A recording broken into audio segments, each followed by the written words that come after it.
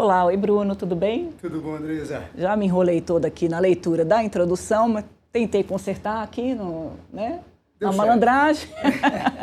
Então vamos começar aqui o programa. Bruno, saiu pesquisa nova hoje, uma pesquisa da Intel. Não é uma pesquisa que o mercado financeiro, principalmente, olha com muita atenção, mas é uma pesquisa que está trazendo informações que mais ou menos as outras pesquisas também estão mostrando, né, Bruno? E ali a novidade é o Flávio, né, empatado tecnicamente com o Lula no segundo turno. Esse dado tem que importância nesse momento para as pesquisas? Olha, Andrés, eu acho, quando a gente olha para esses números que a Atlas traz hoje, né, e eles coadunam com o que as outras pesquisas de opinião têm já apontado, inclusive os levantamentos internos, etc., de que está tendo um encurtamento de distância, né? O Flávio Bolsonaro cada vez mais tem ocupado o espaço do antilulismo, ou seja, aquele eleitor que não está querendo mais votar no Lula, esse eleitor tem buscado o Flávio Bolsonaro como uma opção de voto. E o que é o mais interessante dessas novas pesquisas, dessas novas rodadas? É que a tal da terceira via está se acabando. Né? Essa indefinição de um nome que representaria uma alternativa ao Flávio, uma alternativa de direita para enfrentar o Lula, parece que se acabou. Né? É curioso, né, Bruno, que essa pesquisa que saiu hoje, que já é depois do Gilberto Kassab, dizer que vai ter um candidato à presidência da República, né, e colocar ali tanto o Caiado, quanto o Eduardo Leite, quanto o Ratinho, como nomes que um deles deve ser candidato, não mudou em nada a percepção do eleitor, ou teve algum que oscilou um pouquinho? Eu não sei se a gente tem os números, Maria, para a gente acompanhar, ou se tá ok. O que a gente percebe falta um nome, né? As pessoas dizem, tem um candidato do PSD. O que é ser o candidato do PSD? Né? Não é nada, né?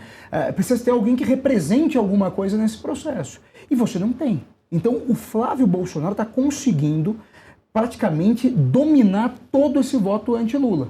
E isso tem feito com que se encurte distâncias. Como o governo tem piorado na avaliação, isso se a gente pegar o tracking diário aí do governo, o aumento de rejeição, o aumento do ruim e péssimo, principalmente motivado. Vamos lá, começo de ano difícil. Segundo, a polêmica toda envolvendo o carnaval, isso impactou no eleitorado. E o terceiro, uma nova cepa de eleitor, que é o eleitor anticorrupção.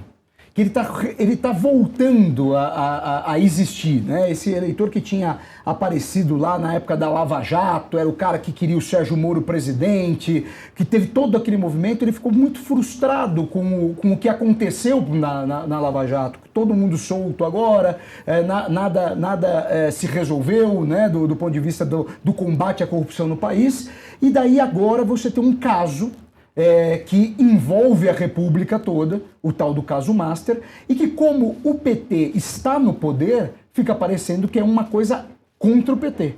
Ou seja, esse eleitor anticorrupção também começa a encontrar guarida na candidatura Flávio Bolsonaro. Então, o Flávio Bolsonaro dá essa crescida, dá esse empuxe nessa fase que nós estamos. Claro, tem muita coisa pela frente, né, Andrés? Se a gente parar para pensar, quando o Flávio Bolsonaro, em dezembro, quando ele lança a candidatura, ele não era nada. Né? Mas com o processo político ele tem começado a entrar na cabeça do eleitor. E hoje todo mundo só fala dos dois nomes. Inclusive, Lula ou Flávio. Né? Por conta desse ponto, né, de que esse tema corrupção está voltando aí para o debate político e eleitoral, do ponto de vista do eleitor, o governo até pediu, né, a orientação do Sidônio, que é o marqueteiro do governo, que tem cargo dentro do Palácio do Planalto, marqueteiro do Lula, da campanha, que o Lula pare de falar nesse assunto, né? Porque o presidente Lula chegou a atacar o Daniel Vocaro, que é o presidente do Banco Master, e a questão do Master, algumas vezes trazendo esse assunto para dentro do Palácio do Planalto. Isso acabou impactando e, como você colocou, né, colocando a culpa disso tudo no governo federal. Então, o governo vai evitar tratar desse assunto. Imagino que a CPI no Congresso não interesse ao governo, porque acaba, né, tendo que envolver a base de aliada do Lula ali, saber como é que eles vão votar. Tem muita gente do PT envolvido nessa questão do Master também, então a ideia é blindar o governo para que esse assunto não colhe, né, de uma vez, porque a questão do INSS ficou um pouco mais para trás, né, aquilo, o governo correu, já pagou os aposentados ali, ressarciu, embora tenha aí, né, pendurado ainda no cangote do Lula a história esquisita, né, do envolvimento do filho dele com esse esquema. Mas o caso do momento é o caso Master e isso está realmente impactando aí, a gente está vendo as pesquisas com relação ao presidente Lula, porque também ser governo não tem só bônus, tem um ônus também, né? Bruno, a pesquisa está aqui na tela, no nosso telão, se você puder comentá-la. Vamos lá, Lula 45%, né? Flávio Bolsonaro 38%, o Ronaldo Caiado aparece aí com 5%, Romeu Zema com 4%, o Renan Santos com 3%, e o Aldo Rebelo ali com 1%, não é isso?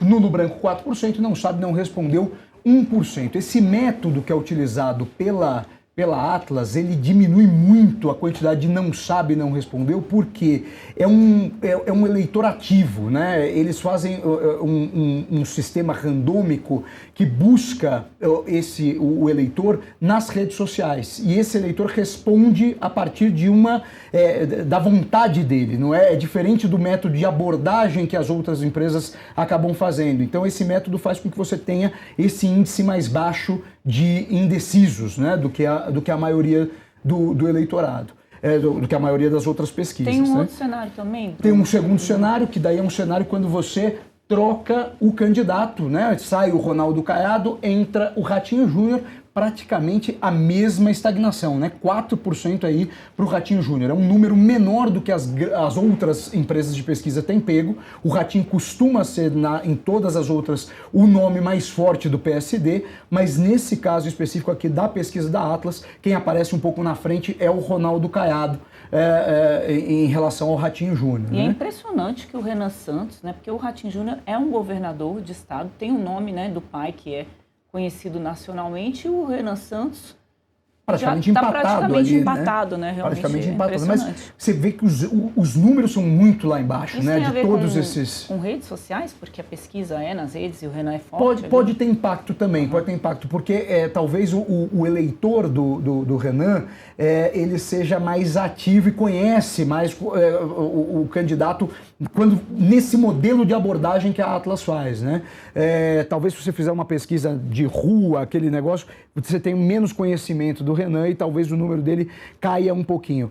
A Atlas tem conseguido, em alguns momentos, prever um pouco do futuro, porque justamente ela dá mais chance para que o eleitor espere, tenha tempo até às vezes de pesquisar quem é o candidato. Então, ela acaba tendo esse perfil, né, um pouco mais de projeção do que as outras pesquisas, que as outras pesquisas são mais de retrato de momento. Né? Então isso acaba impactando. Agora, Bruno. E tem o cenário 3, que é quando se coloca o Eduardo Leite, e daí o Eduardo Leite cai para 2%. É o pior dos candidatos também, aí do PSD, né? Você tem um aumentozinho aí do Romeu Zema com 6%.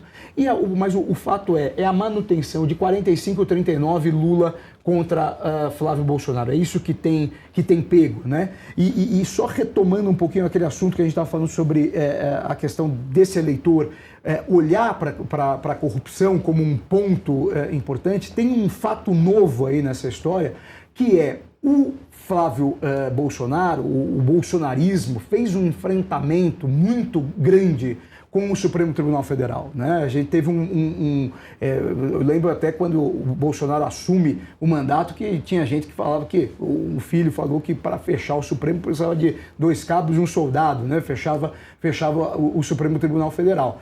Esse enfrentamento com o Supremo, quando você tem hoje uma operação que envolve os ministros do Supremo Tribunal Federal, fazem também com que o eleitor anticorrupção busque mais abrigo na candidatura Flávio Bolsonaro. Isso também impacta na forma como o eleitor tem visto o governo Lula. Aumenta a rejeição do Lula, porque fica parecendo que Lula, STF, fazem parte de um grande sistema, né, que é o que o bolsonarismo tenta enfrentar. Então, nesse sentido, você também tem essa composição que acaba ajudando aí nesse crescimento do Flávio Bolsonaro nessas últimas sondagens de opinião pública. Né? Tem um outro ponto também, Bruno, que é a questão da economia, né? Claro,